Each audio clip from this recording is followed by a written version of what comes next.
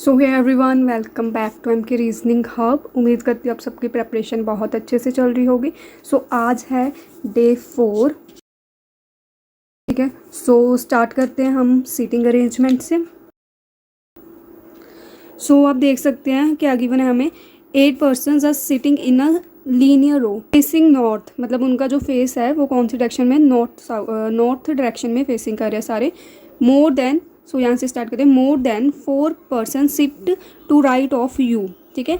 सो सबसे पहले हम क्या करें, 8 पर्सनस को बिठा देते हैं, ठीक है। ये हो गए 1 2 3 4 5 6 7 8, ठीक है। और सबकी डायरेक्शन कौन सी है, नॉर्थ डायरेक्शन में फेस कर रहे हैं सारे के सारे। उन्होंने बोला है more than 4 person, that means 4 person से ज़्यादा पर्सन जो होंगे, more than 4 person sit to right of you. अब अगर सारे नॉर्थ डायरेक्शन में फेस कर रहे हैं, ठीक है, तो ये वाली जो साइड है ये राइट हैंड साइड है, ये वाली लेफ्ट हैंड साइड है, ठीक है। जैसे नॉर्मल नॉर्थ डायरेक्शन में तो नॉर्मली हमने देखना, ठीक है। तो यहाँ पर उन्होंने क्या बोला है, more than 4 person sit right of you, that means जो यू है ना, यू के राइट में 4 से ज़्यादा पर्सन है। तो आप कैसे रिप्रेजेंट करो कि ये यू के राइट साइड एरो डाल के लिख दो कि 4 प्लस पर्सन है, मतलब 4 से ज़्यादा पर्सन जो है वो यू के राइट साइड है।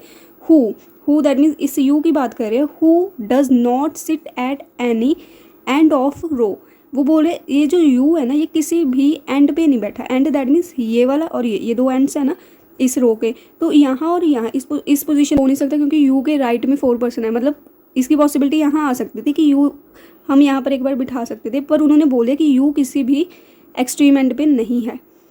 O sit third to right of you, O जो है वो यू के थर्ड राइट पे बैठा है, ठीक है। तो O sit first second third right to you, मतलब sorry O sit third to right ना, सो दैट मीन्स यू के थर्ड राइट में कौन बैठा है, ओ, ठीक है। O sit third to right of you. The number of person sit left of O is 2 more than the number of person sit right of Q. Okay, so the number of person sit left of ओ, जितने person ओ के left में है, ओ के left में जितने भी person होंगे वो क्या बोला है, 2 मोर, मतलब वो 2 ज़्यादा होंगे। Number of person sit right of Q, जितने पर्सन क्यू के राइट में होंगे, ठीक है, उससे 2 पर्सन ज़्यादा ओ के लेफ्ट में होंगे। अगर फॉर एग्जांपल क्यू के राइट में हमारे 2 पर्सन है तो ओ के लेफ्ट में उससे 2 ज़्यादा, दैट मीन्स 4 पर्सन होंगे, ठीक है ना। सो इसको जब हम एडजस्ट करेंगे तो फिर हम देखेंगे कितने पर्सन है। R sit third to left of Q, Q के थर्ड लेफ्ट में कौन बैठा है, आर, ठीक है। सो क्यू के फर्स्ट सेकंड थर्ड लेफ्ट में है R. 4 persons sit between R and V, R और वी में कितने पर्सन्स है, 4, तो इसको लिखेंगे हम आर और वी में 4 पर्सन्स हैं। Who sits immediate right of S, ये हु किसके लिए यूज़ हुआ, हु यूज़ हुआ इस वी के लिए। ये जो वी है sit immediate right of S, S के इमीडिएट राइट में कौन है, वी, ठीक है। सो एस के इमीडिएटली राइट में कौन होगा हमारा, वी।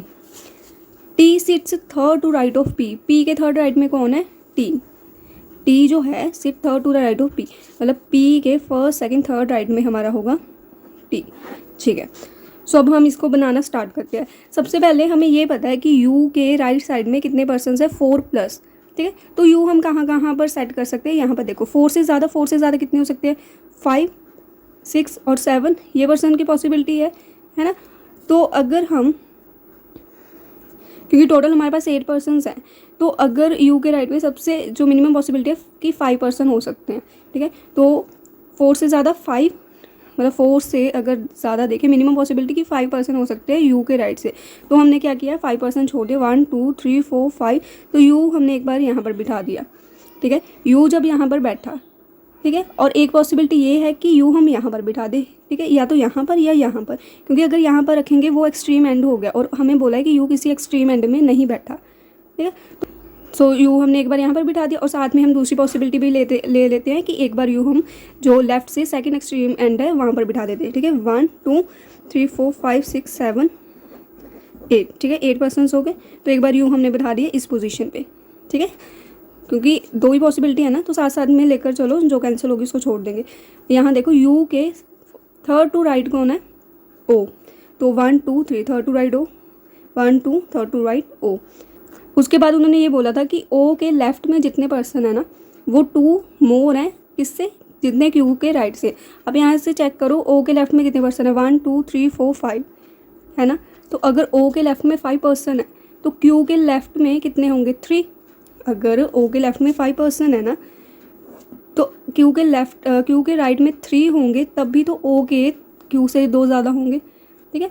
सो क्यू के राइट में कितने होंगे 3, तो 1 2 3 छोड़ के क्यू हमारा इस साइड आ जाएगा। इसमें अगर आप देखो तो ओ के लेफ्ट में कितने 1 2 3 4, इसका मतलब क्यू के राइट में कितने होंगे 2 पर्सन्स, तो क्यू हमारा यहाँ पर आएगा। उसके बाद क्या है, क्यू के थर्ड टू द लेफ्ट है हमारा आर। क्यू हमारा ये रहा, क्यू के third to the left, that means first second third to the left है आर। क्यू के first second third to the left है आर, ठीक है। और साथ में हमें बोला है कि आर और वी में 4 पर्सन्स हैं, सो आर का 1 2 3 4 छोड़ के वी हमारा यहाँ पर आ जाएगा। इसमें 1 2 3 4 छोड़ के वी हमारा इस पोजीशन में आएगा।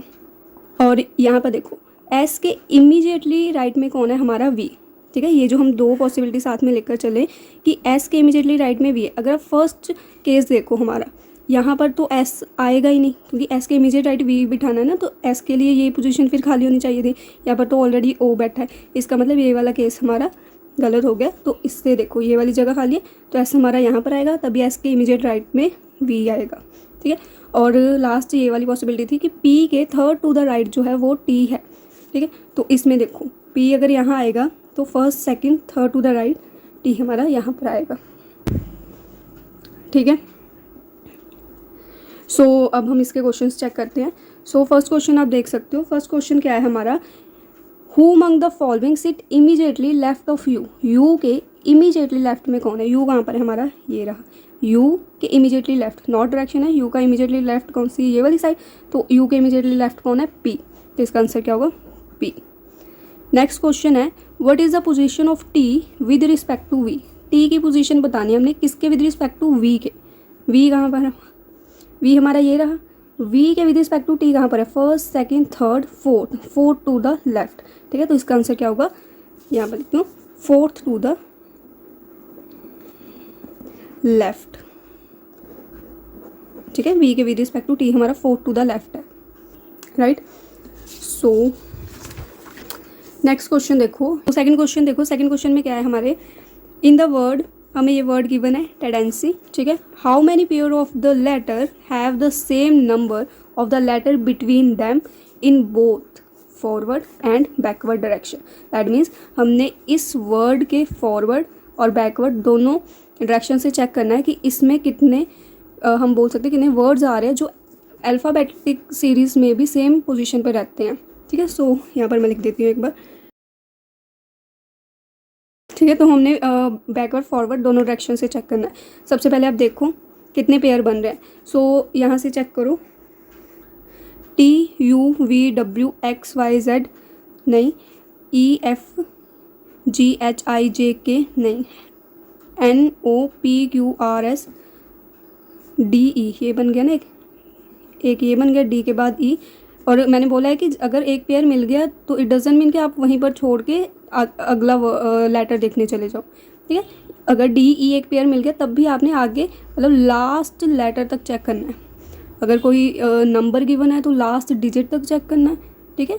एक ही लेटर को लेकर लास्ट तक हमने चेक करना है। डी का ई के साथ तो मिल गया, मे बी डी का कहीं आगे और पेयर भी हो, तो लास्ट तक चेक करना है हमने।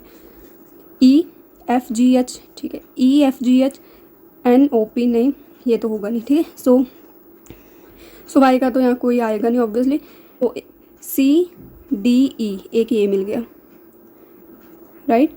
आगे चेक कर लो, N O P Q R S नहीं, E F G H I D E F N O P नहीं, ठीक है। तो सो इसमें मतलब फॉरवर्ड में एक पेयर मिला हमें और बैकवर्ड डायरेक्शन में एक पेयर मिला, ठीक है। एक सी और ई और एक डी ई, ठीक है। सो इसका आंसर क्या होगा 2।